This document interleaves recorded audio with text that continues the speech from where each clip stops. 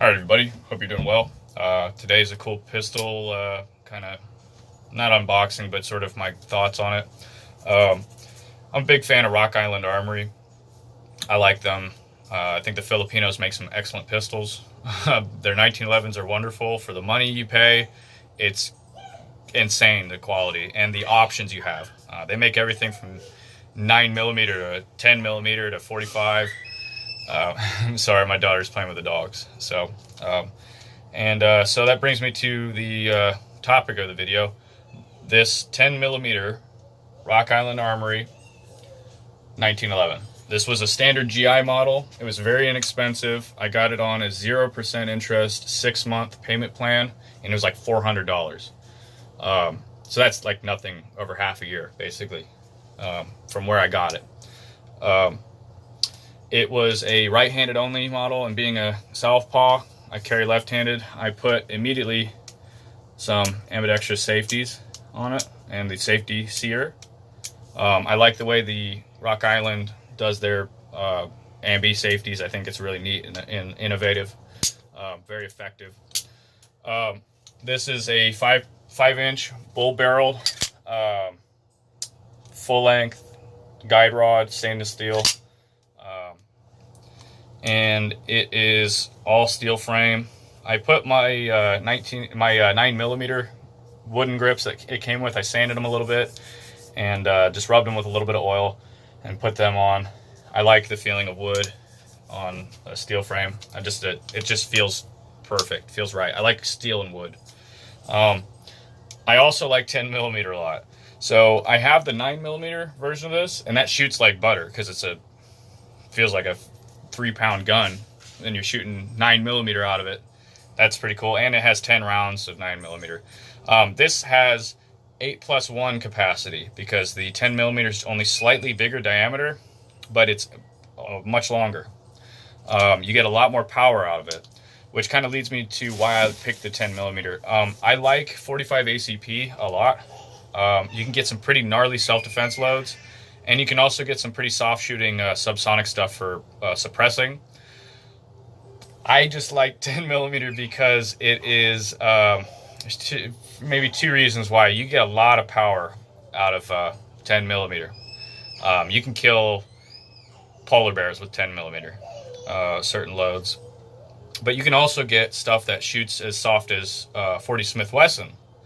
Now that's not necessarily a soft shooting round, but it is softer shooting than standard 10mm, and you can get loads in 10mm that are like 40 Smith Wesson in a gun that can handle hotter loads. So what you essentially get is a gun that is beefed up to take real powerful stuff that you can shoot softer ammunition through that's still pretty effective both in self-defense and allowing you to do accurate target shooting. So I like 10mm for its versatility. This is just some Arms Corps full metal jacket, 180 grain stuff. You can get 220 grain, 1600 feet a second, 10mm. You can destroy anything with that. So, but the gun came with 2 magazines. So these are the 2 mags. It had these rubber base plates on them. That's pretty nice. So if you drop it out while you're practicing, it won't damage the floor plate. I also picked up 2 extra mags, just standard 1911 style with the flat floor plate. I'll go ahead and put one in the gun. Gun slaps them in pretty nice, and the ejection of the mag is pretty cool too. It just kind of comes out easy enough for you, like it just shoots out, no problem. And in a very inexpensive production model, that's a pretty nice feature because some of these mags can fit pretty tight depending on what it is in some of the 1911s, and a pretty good sign of a good quality 1911 is that the mags release fairly easily. Yeah, like I said, I put ambidextrous safety sear and safeties on it because I carry southpaw. The single action trigger in it is superb. It feels like a pound worth of trigger pull. It's very, very light, feels very crisp. And there's no double action, so you only have a single action. So it's it feels like a hair trigger almost. In a production gun like this, that's pretty good for the money. Aftermarket support was great. I was able to just pop those the ambi assembly in, and that was it. I like the standard GI style sights. I know they're not the best for at night or whatever, but I have other guns I carry sometimes, so it just, you know, depends on where I'm going, I'll carry a certain gun. But for the most part, I'll carry this now, just when I'm out and about. And I've shot enough of the 1911 to kind of be familiar with where my sights are lined up, even if it's a little bit hard to see. I like the 1911 a whole lot for two main reasons. One, because of the ergonomics. It's very natural to point and shoot a 1911, at least in my hand. Same for the CZs. I love CZ pistols. They just feel perfect. I like the fact that it does have a grip safety, because I've got a family and I really, really want extra safety stuff. So having that to disengage that means that if something were to happen and this were to hit the trigger, it wouldn't necessarily go off because the trigger got pulled, if, you know, for whatever reason. You have to disengage it with the thumb safety, which is a double-edged sword sometimes, but for the most part, it's a pretty good option. I like that I can just drop in ambidextrous safeties. I like the fact that this has a real heavy recoil spring. I think it's a 20-pound recoil spring that they give you from the factory, because it feels like it's a chore to pull that back. It's got a full-length guide rod, so you can make of that what you will. Doesn't matter to me. I think both designs are great. It does have a bull barrel, and I found out they use hammer forgings for their bull barrels for their 10 millimeters. So that's pretty cool, because it takes a lot of power or a lot of strength to hold that pressure in, especially with some of the hotter loads. I'll probably get an even stronger recoil spring in case I want to shoot some of the real hot stuff through it. But overall, I'm very happy with this pistol, especially for the price. $400, 0% interest over 6 months on a payment plan is absolutely nothing. That is great. So couldn't be happier with that. Happy with Mech Guard. They make good mags. These are the anti-tilt mags, and they just pop right in, no issues. I just like 10 millimeter. I like that you can hit stuff. You can hit anything from, you know, smaller stuff with 10 millimeter, not worry about over penetrating using the lighter ammo. Like I've seen 135 grain loads for 10 millimeter. And I've also seen 175, I've seen 180, 200, 220. So with the 220 traveling at 1,600 feet per second, you can kill brown bears. You can kill whatever if you're hunting with it. So 10 millimeters got a lot of versatility. It's most of you know, it's like 40 Smith Wesson Magnum. So I like 40 Smith Wesson. I know a lot of people think it's kind of a goofy round.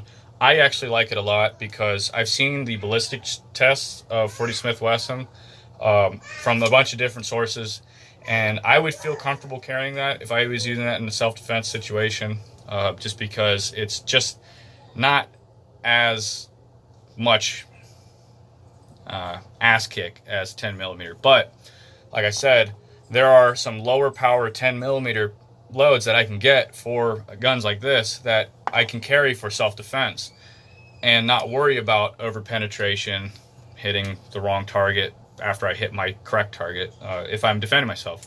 The other thing with 1911s or CZs, like steel frame heavy guns, I like that they're steel frame. A lot of people discount steel frames for carry. I don't, because there's one major factor that I personally am sort of privy to when it comes to actually fighting for your life, and that is the potential for a melee situation, getting in close and grappling with somebody. I want to be able to not just deploy my pistol if I have to defend myself or my family and shoot someone. I want to be able to have the option of clubbing them with my pistol, flipping this around and pistol whipping somebody, or hitting them with the front end. That's steel. That's not polymer. That doesn't flex around like polymer. This is a steel baton, especially with the front end being long like that. That's a lot of damage you can do on somebody's head. You can shove it into somebody's throat. I don't even have to really defend myself by shooting with it if I choose not to. So it gives me that option of because it's a big steel pistol, I can use it in a melee situation and not have to terminate somebody's life. That just gives me a little bit of extra options in case I, can think fast enough to choose which one I, want. So it is heavier, whatever. I can carry the weight. I'm used to carrying big steel frame pistols, but I also like that I can hammer a nail into a board with this gun. So, anyways, with that being said, I hope you have a good day. I'm enjoying myself. It's Black Friday.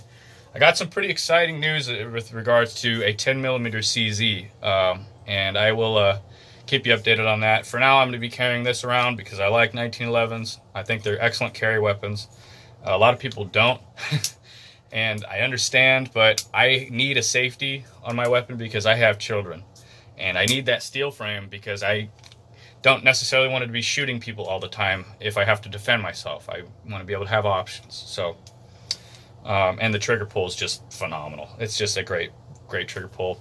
10mm is such a badass round too. You can get human self-defense loads, and you can get bear defense loads, and it's just I think 10mm kind of got the best of everything as far as auto-loading pistols are concerned.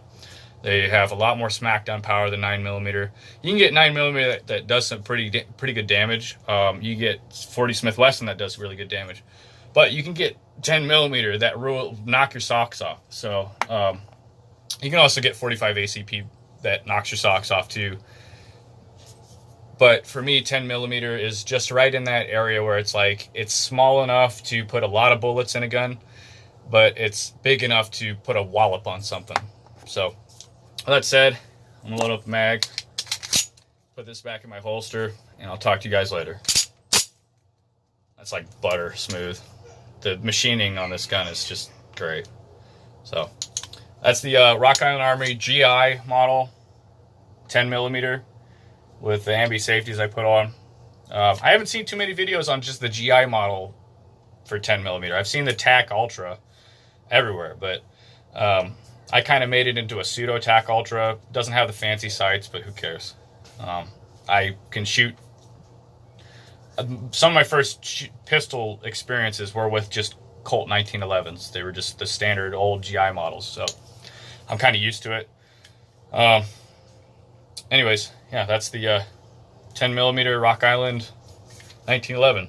Great buy. It's a superb pistol for what you pay for. I mean, I really can't explain how nice it is for what you get charged. So, with that being said, hope you guys have an excellent. I guess Turkey Day is over, but Black Friday, find some good deals. Kiss your women. I'll talk to you later. Bye.